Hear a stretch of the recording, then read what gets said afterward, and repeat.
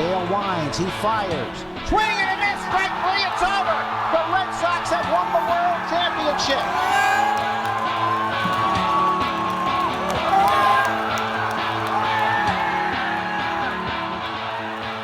Hello and welcome back to Off Speed.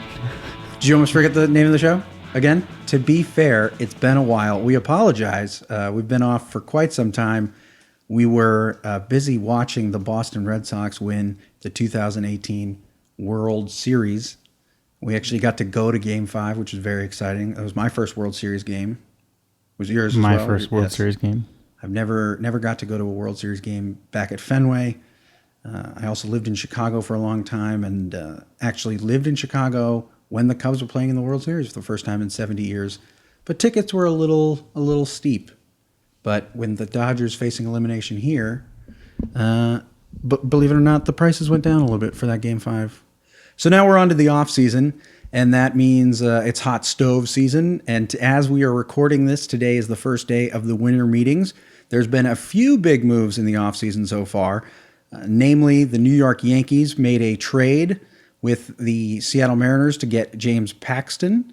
That was a big move. And then, of course, there was some big free agent signings, both of which the Yankees were in on and didn't get. Patrick Corbin going to the Washington Nationals and Nathan Eovaldi returning to the world champion Boston Red Sox. A few other signings have happened. Donaldson to the Braves has been a pretty big one. But there's still, most of the free agents are still left out there, and we're going to try and predict some of those landing spots for those key players that are left in free agency. Yeah. Do you have any predictions? I think we should start with Bryce Harper. He's kind of the top of the heap for this free agent class. Sure. He's probably going to set the bar. It's hard to say who's going to sign first. I feel like he and Machado are waiting for each other to see who gets how much so that the second person can get more. Harper's already had one offer from the Nats. It was 10 years, $300 million, and he turned them down. And so it seems like them signing Corbin is a little bit spending some of the money they had set to spend on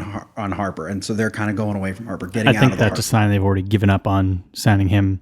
The Phillies obviously are still in on him. But I'll tell you what, I'm gonna guess an outside the box one. I'm gonna say he goes to the Chicago White Sox. They have the money to spend. It's a big market. It's a great town. It's a great town to play in. He's been spending a lot of time with his buddy Chris Bryant, who I don't know if Bryant's trying to talk him into going to the Cubs or whatever, but the Cubs don't really have the free agent flexibility to sign somebody like Harper this offseason. They spent over $20 million last offseason on Darvish. They got a huge contract on Jason Hayward. I mean, between Hayward and Harper, they'd be spending close to, $50, $60 million a year on corner outfielders. I don't think they can afford that. I think Chicago's South Side team would be a better fit. They have the room with the money, and they have a great young group of players who are just coming up. And all of a sudden, they go from one of the worst outfields last year to now this year, Eloy Jimenez comes up, and then Harper joins the team and plays in right field, and all of a sudden they got the best outfield in baseball. They're going to be okay, and they might compete for that division because that division is not very good.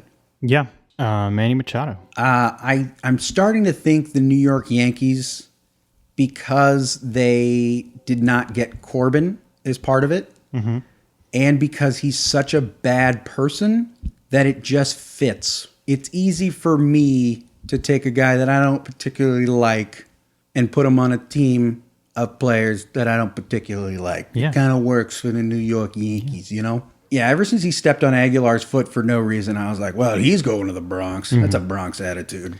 Yeah, I can picture him in pinstripes. I can also picture him getting off the 4 train at Yankee Stadium and stepping on an old lady's shoe to get to the ballpark in time, too. I could definitely see that. Yasmani Grandal. Yaz. It would be great if the Marlins traded Real Muto and then just signed Grandal. Who knows? Derek Jeter, man. Who knows what he's going to do? That's a good pickup for your fan base to get Yasmani Grandal to get all the fans going Yaz. You could give out crowns on Yasman and Grandal Day and just have Yaz Queens. That'd be great. Yeah. I think people would love that. Miami is one step away from being a minor league team anyway, and so they need those sort of gimmicks. Right, lay into all that. They've got Kyle Bearclaw. It's not spelled like Bearclaw, but he pronounces it Bearclaw. give people out those like foam hands, bear claw. Like the Bruins have. Yeah, just the Boston Bruin bear claw. Yeah. That'd be great. Yeah, yes. Embrace your minor leagueness. All the big names are great. They're going to go somewhere for a lot of money, but I think I'm more interested in what's going to happen with some of the players that MLB Network, The Ringer, and The Athletic aren't going to cover. Guys like Jared Saltalamacchia, Rajay Davis, guys like Neil Walker, Chase Headley, Bartolo Colon. Guys that the lamestream media is not covering, like Matt Joyce, A's legend Matt Joyce. Exactly. So I think that's where Off Speed is going to focus its energy. I think we are the Eric Young Jr. of podcasts, and as such, we should be covering guys like Eric Young Jr. and where he ends up. Where do you think Brandon Phillips is going to end up? Here's the thing. He proved that he could still play. He was hitting well over 300 in the minors last year, and the Red Sox called him up, and within, I think it was the first game he got called up, he hit a winning home run. Yes. He hit a game winner in the top of the ninth inning in Atlanta to get the Red Sox a win. And then with the way Ian Kinsler played in the playoffs, it looks like Brandon Phillips he should have been on that team. He should have been on the 25-man roster for the Red Sox. So he's a guy who maybe does have a year left in him before retirement. He is, I think, 37, or he might be 38 by now. He's 38. But if you're a veteran team just looking for a backup second baseman or some versatility, or if you're one of those rebuild teams, the Baltimore Orioles, one of those teams that really doesn't have any veterans, this is a veteran who for very little money will be a good clubhouse guy and is a good example for the younger guys. So actually, I think that might be a better fit than a contender. Will be one of these rebuilding teams. Whether it's the Royals or the Orioles, somebody like that, I think he'd be a great fit. Do you think Joey Bats is done? Done with what? Baseball. No, why would he be done with baseball? That doesn't make any sense. He's really good at it, though. Was he last year?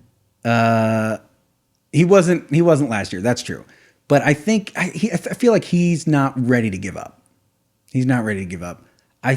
He was bouncing around the National League East playing third base. What you need is a team willing to get an American League team willing to give him a shot at DH. I think he's still got a few homers left in him, Yeah. Like if the Oakland A's, this is a classic Billy Beane signing, Guy at the end of his career, short money. He's willing to play for very, very little money. And he might still have a few homers in him as a DH. What do you think? Do you think he's done?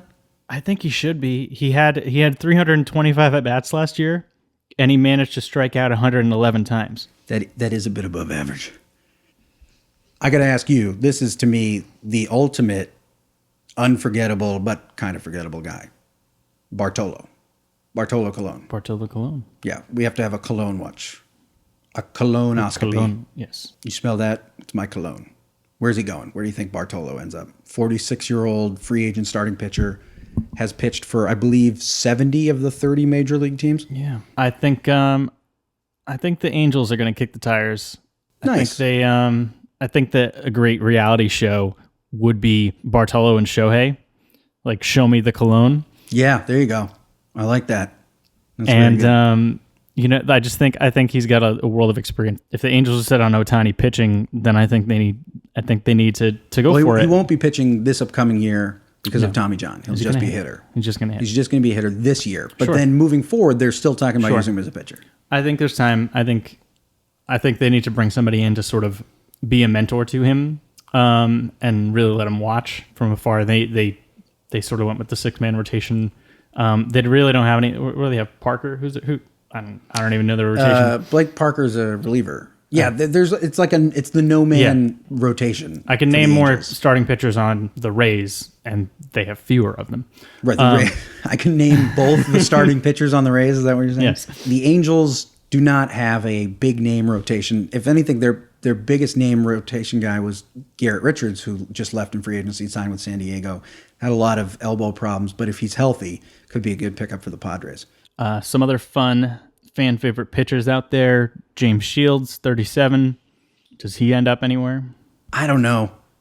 He's maybe one of those guys that closer to spring training, teams are looking at their rosters and they're like, okay, we need a few more guys to fight for starting rotation spots. Somebody gives them like a minor league deal with an invitation to camp kind of thing.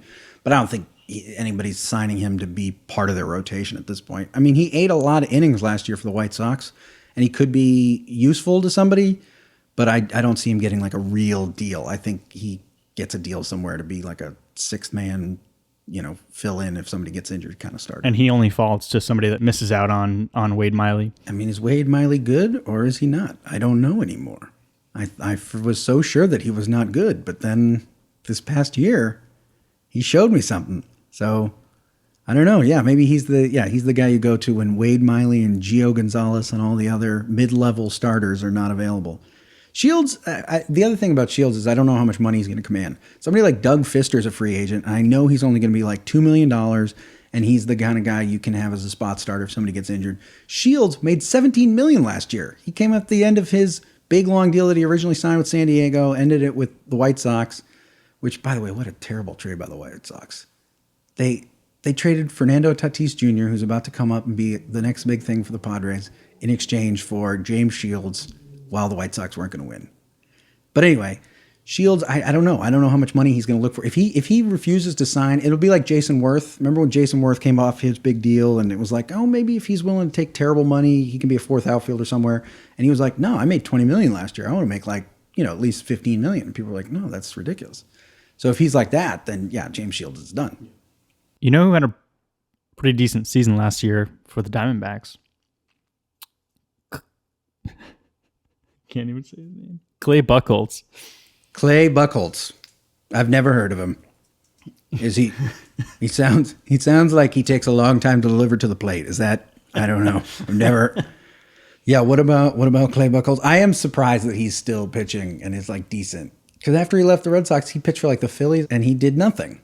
And then all of a sudden he was starting once every fifth day for the D-backs and had a decent season. Yeah. Well, he started 2 games for the Phillies. Is Buchholz the reason that the D-backs blew it up? They were like, we're losing Pollock and Corbin, but what we really can't overcome is Clay Buchholz as a free agent. And that's really the killer. He pitched almost 100 innings. Almost 100. That's ace kind of numbers right there. Well, he started mid-season with them, right? Or a third of the way through the season? Somewhere in there, probably May or June, I think. He had a 2 ERA. All right, I'm going to rattle off some relievers, and I just want don't even think, just give me the team, okay? Adam Ottavino. Red Sox. Ooh, interesting. Jarius Familia. Rockies. Okay, replacing Ottavino, maybe. Yeah. Joaquim Soria. Cubs. Okay, I could see that. David Robertson. Red Sox. Red Sox. Yeah. Wow, stealing him from the Yankees. I think he has a home in Rhode Island. So you think Ottavino and Robertson go to the Red Sox? All right. Well, then I have to ask about Craig Kimbrell. The Mets. Interesting. All right. Skip a few. A few of these on the list aren't too exciting. Joe Kelly. Red Sox again. He's going to come back to the Red Sox. I think they're gonna spend some money on relief pitchers. All right. Does Sergio Romo go back to the Rays? Sure.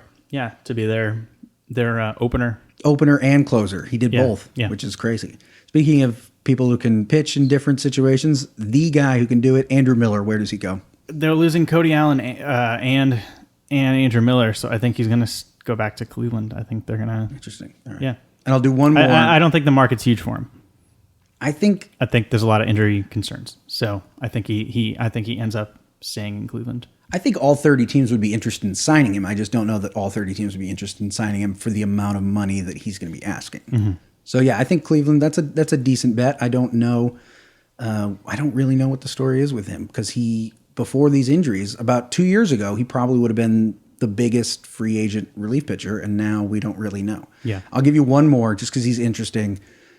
Finished the year with the Dodgers and really was terrible in the playoffs. He's 38 years old. Is Ryan Madson done? Or does he spend another year somewhere? For the Dodgers' sake, I hope he's done. For the Dodgers, I don't see any other team being interested in him. Yeah, man. You don't see him going back to the Phillies where he had glory over 10 years ago? No, I think he's done. I think the World Series loss was... Well, if he's done, I think we should be done. And we're going to keep up on this Colon watch. I want to see where Bartolo goes. That's the most important free agent signing for me. All right. That'll do it for us. I'm Matt Sadler. I'm Dan Gamache. And have a good night, everybody.